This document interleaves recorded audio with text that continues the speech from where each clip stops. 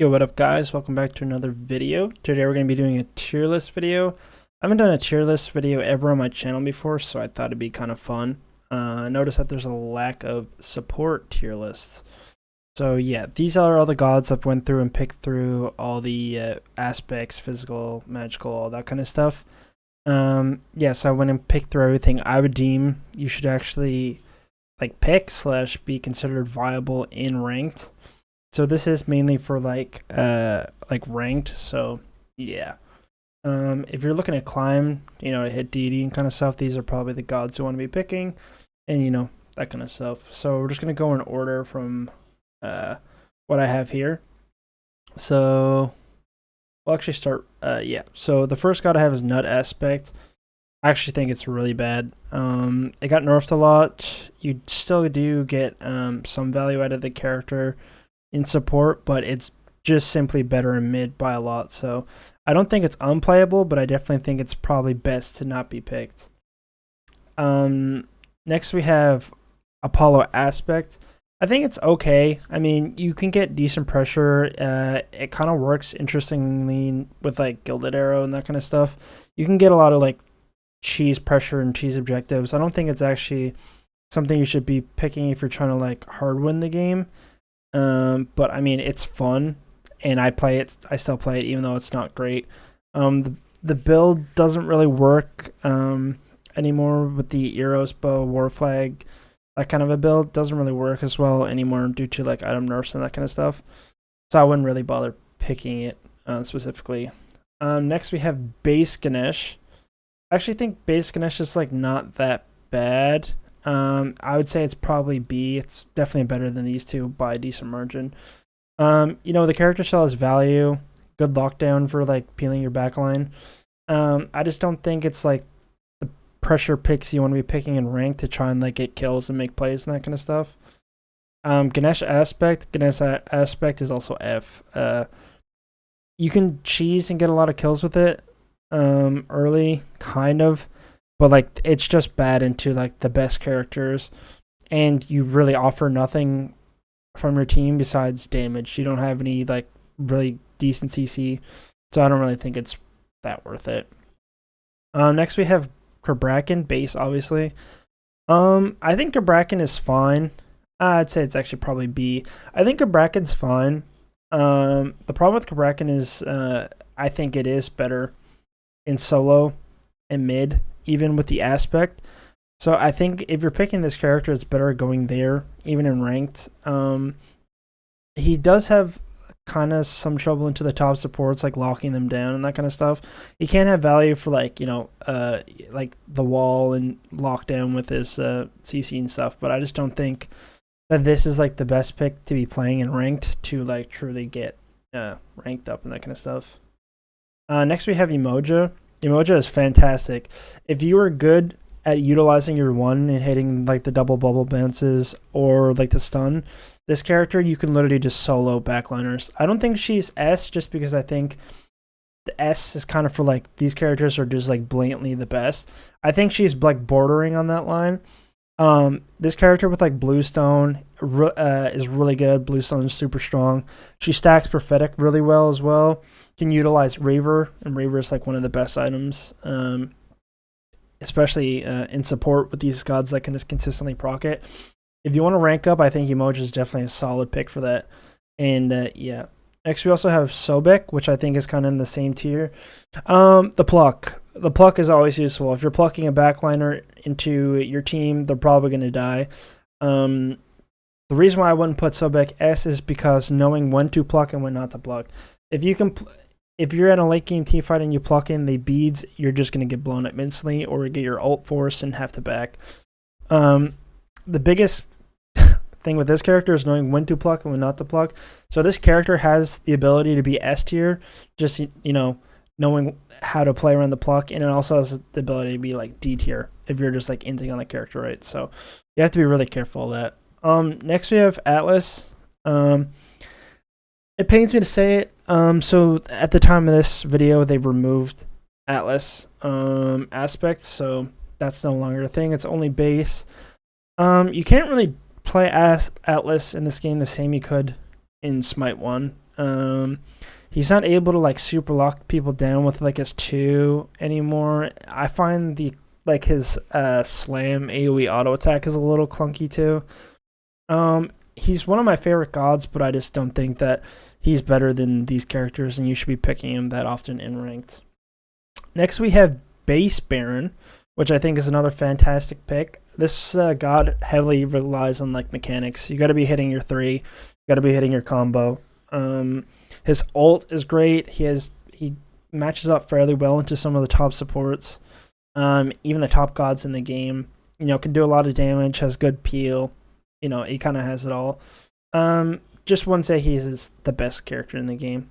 Baron Aspect, I would actually say is still playable, but worse. The nerfs kind of made him a little bit less viable with the aspect and support. It's still playable, but I think if you're playing Baron, you should be playing him base at this point in time. Next we have Eset. I think Eset's also a solid god.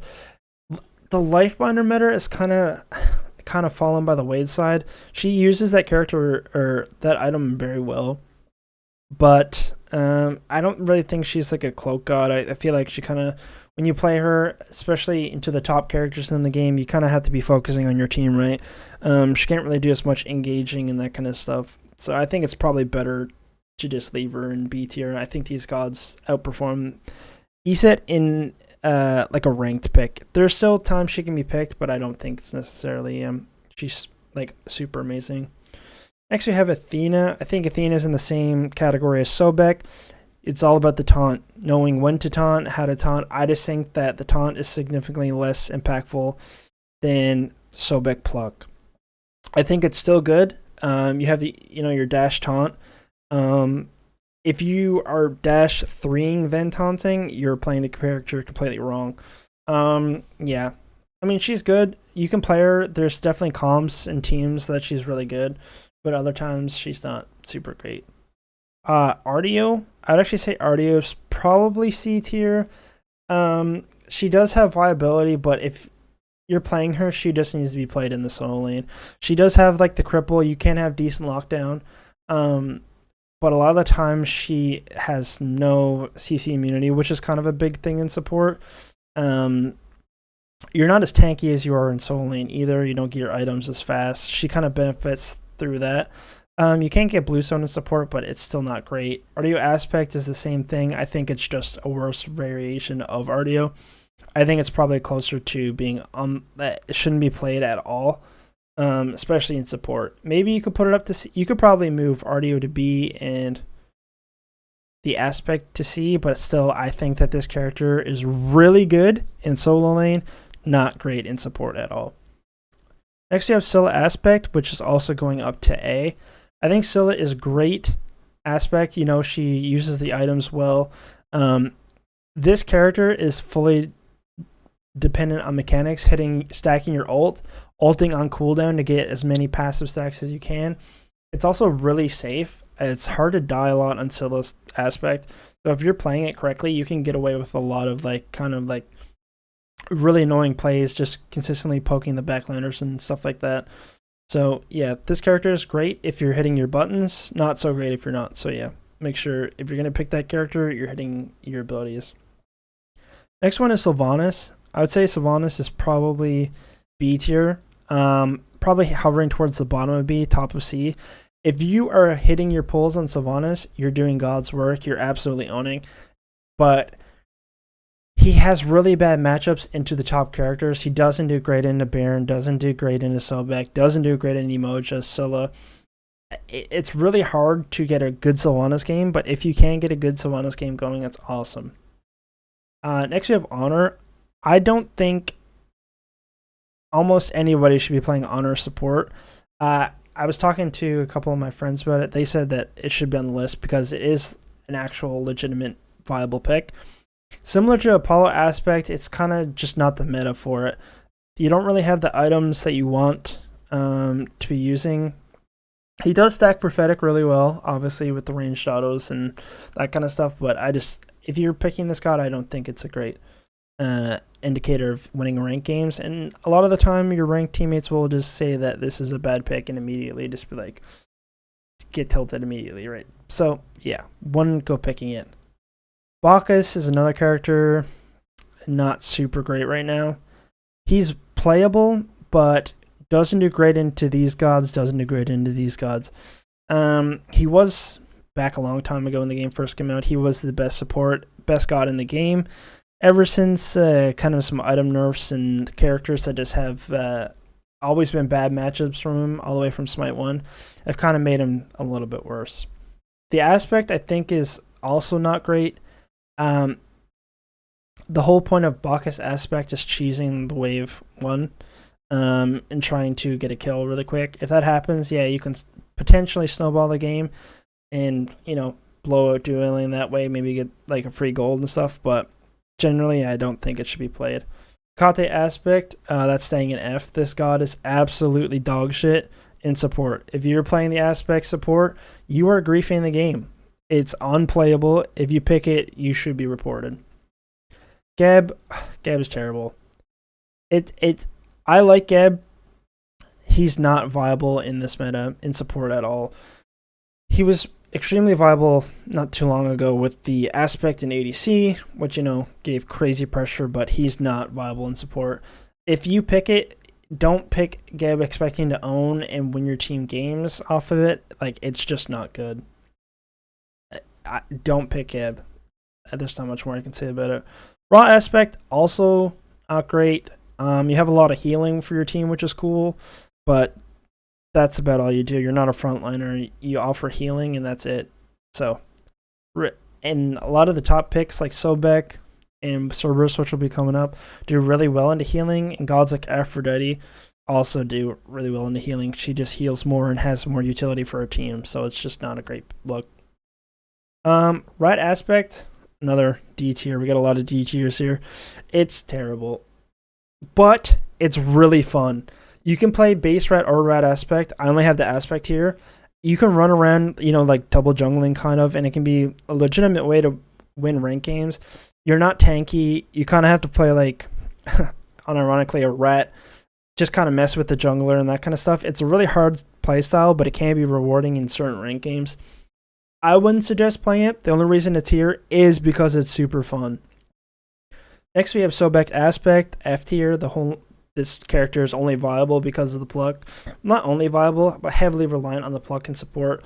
This is doing the complete opposite. You're peeling for them. It's absolutely terrible. Do not pick it. Next, we have base Khepri. I actually think Khepri is in a pretty decent spot right now. Base Khepri, you got a little bit of a buff compared to the aspect. If you can get good revives, you're hitting your revives, you're getting good pulls, stuff like that, good peel, 2ing your teammates. I think it can be really rewarding, especially into some of the top picks. You're getting a lot of utility from the character. He can stack prophetic, not super easy, but enough for the point it's not terrible. He also uses Thebes pretty well, so I think Khepri is actually pretty viable.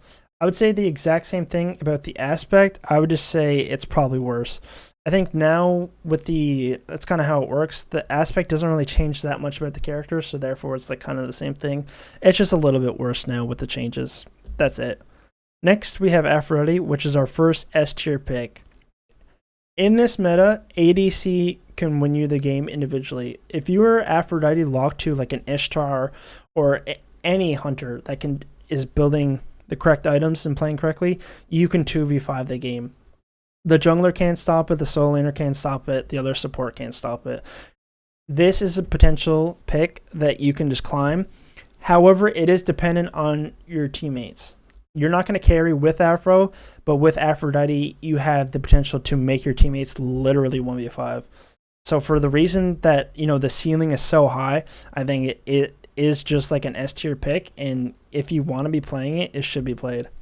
The other pick that is also S tier, funny enough, is Cerberus. Cerberus is this meta for Cerberus. He uses Reaver great. He uses Prophetic, Thieves, Bluestone. All of his items are in the meta right now. And on top of the fact that there's a decent amount of healing up here, right? You have Baron, Umoja, team healing, Sobek heals, Aphrodite heals a lot. There's no anti-heal in the game. There is. The items are terrible and they're unbuildable. With Cerberus, you just get that passive effect for free, and you still just get to build your own items. You just get the anti-heal built in. He does a lot of damage. He has the ability to just do 60% of the backline's health for free, and yeah, it's kind of crazy. Next, we also have Charon, S plus, or S.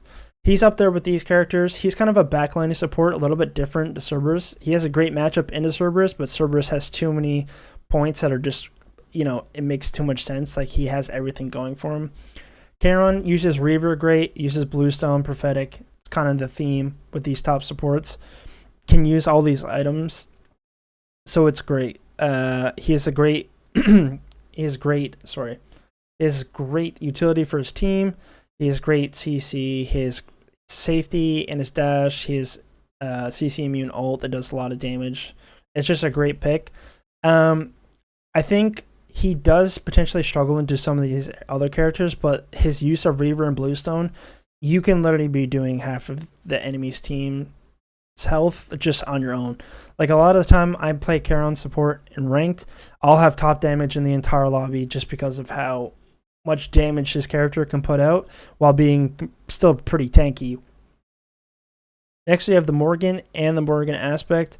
This god is the best god in the game. You don't see it played by any of the pro players per se, because it's not allowed in competitive. If you want to win ranked games in support, just lock the Morgan, build life binder, build a cooldown, that kind of a build. There's not a whole lot of things you can do wrong on this character, and just kill the enemy team. It's pretty simple. You switch into the jungler, you switch into your ADC, whatever.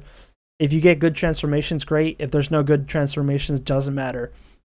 The reason you never see this character is, one, she's banned a lot in ranked because people don't want to play against it because it's super annoying, and also the fact that the people who essentially define the meta aren't picking it because there's no point. It's fun, but it's not viable and competitive because you literally cannot pick it. The next god is Ares. Ares is super strong. There's a couple different builds with, you can go Sundering with Warrior's Axe and just solo backliners. You can go Bluestone. You can actually go Selflessness or War Flag. There's a lot of different things you can build on Ares. He's great. Similar to these other characters like Sobek and Scylla, if you're hitting your chains, you're dominating. If you're missing your chains, you're not doing anything. So again, it's one of those characters that if you're comfortable with the abilities, you'll be doing well. However, the opposite of Ares is the Ares aspect, which is F tier. If you were playing this character, play him base always. If you're picking the aspect, you're literally griefing yourself, doing less damage. The stun doesn't matter. You're permanently slowing with chains if you're hitting chains anyways.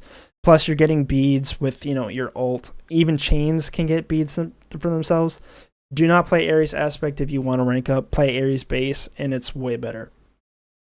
Next, we have Mulan. Mulan actually has the ability to be super tanky and do damage. I think it's probably closer to D than C, but I'm comfortable with this with these other gods.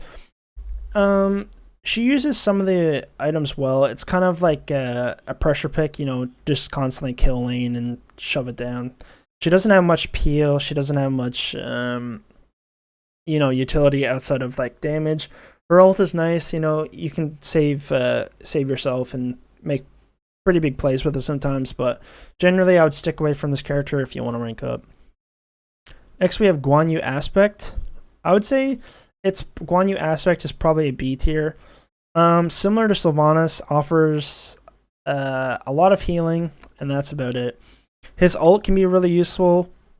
I think it's a little bit better than Sylvanas, probably, just because of the amount of healing that it provides. That's kind of the only niche with this. You also notice that there's no Guan Yu base, because Guan Yu is not base. It's not even considered for support. It's not even considered a character. That god is absolutely terrible based, at least in support. Solo lane, I don't know too much about, but yeah, doesn't really concern. Next, we have Neja. Neja kind of took some hits with the few of the item tweaks. ADCs do a lot of damage. He has a lot of utility. It's not super great in this meta. These other picks kind of just blow him out of the water. The pressure he gets with the aspect is kind of irrelevant when these gods are a lot safer. and can also just do more damage than him, while also offering more utility. So I would suggest to probably stay away from Nasia, just because all these gods up here do a lot more than him, and they're easier to play for the most part. Next we have Ymir. Ymir is a solid ranked pick. Honestly, if he's probably teetering towards the bottom of A, top of B. Like, he's definitely better than a lot of these characters. But he does great into some of these gods. He does good into the Boatman, does good into Aphrodite.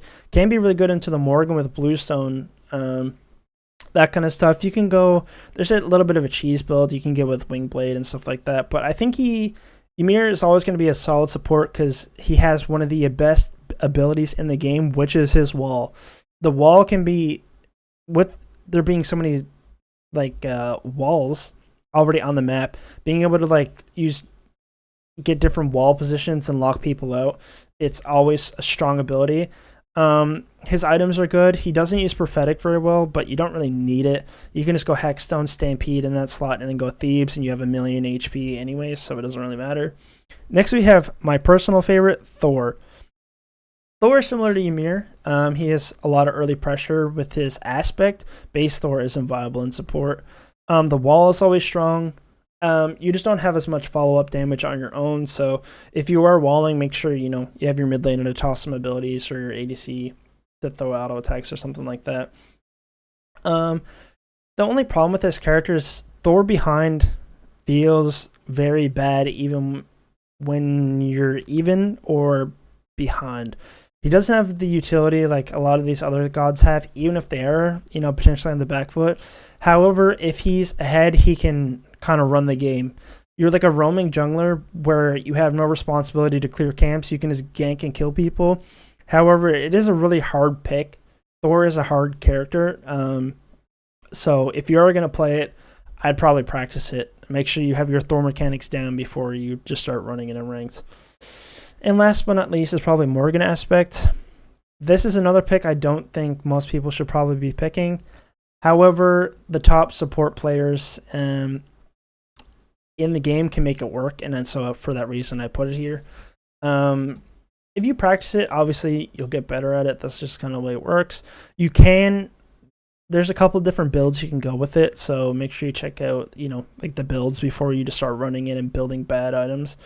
Because you do have the potential to, create so much disruption in the backline. You don't have really that much peel, but you just do so much damage that it kind of doesn't really matter.